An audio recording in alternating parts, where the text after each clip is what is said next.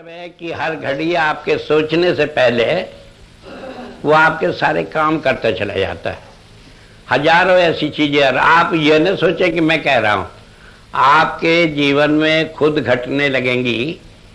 आपको एक काम करना है कि कोई भी काम हो या न भी हो, दिन जब निकले तो अपना ध्यान एक बार उधर ध्यान कर लो, करने के हम तो आज की दिन आपके नाम से शुरू करते हैं। आप जाने जो हम कर रहे हैं हम नहीं कर रहे, आप कर रहे हैं।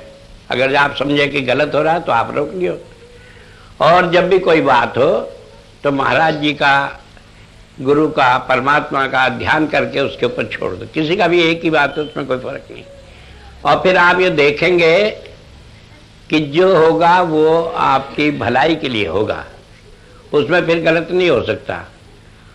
तो इसलिए बताया कि उन सारी चीजों से हर एक बात आपके लिए एक पाठ हो जाती है, एक शिक्षा हो जाती है, और आपका विश्वास बन जाता है। और फिर हालत ये हो जाती है, आपको लगता है कि हमारा कोई काम बिगड़ नहीं सकता, क्योंकि हम तो, हमारे साथ तो परमात्मा है। क्योंकि कबीर साहब ने कहा, कबीरा मन निर्मल भया जैसे गंगा नीर, पीछे पीछे हर फिरे कहत कबीर कबीर। कि कबीर तो हमारे पीछे पीछे, परमात्मा तो हमारे पीछे पीछे फिरता है। क्यों पीछे फिरता है? कि बताओ, कुछ काम बताओ ना, मैं करके दूं तुम्हारा काम, तुम काहे के चक्कर में पड़े हो। वो हमारे किसी काम को बिगड़ने नहीं देता।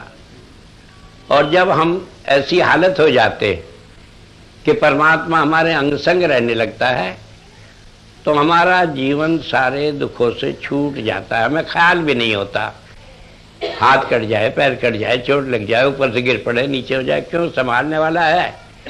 वो उतनी चोट हमें देगा जितनी से हमारे वो कर्म भी निमट जाए और हम उससे बच के निकल भी आए।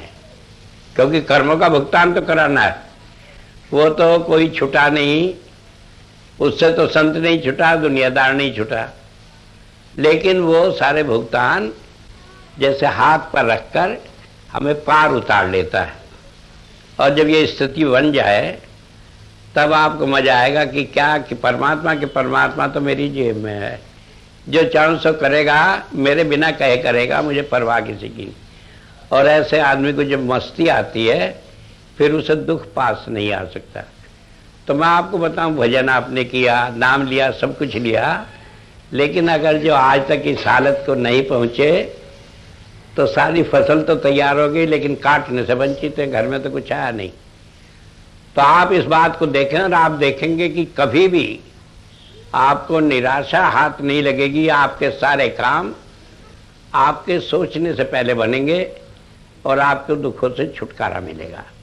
बात बहुत है, कितना ही समझाया जाओ, और ये बात कितनी समझाने से भी मन तो समझता नहीं।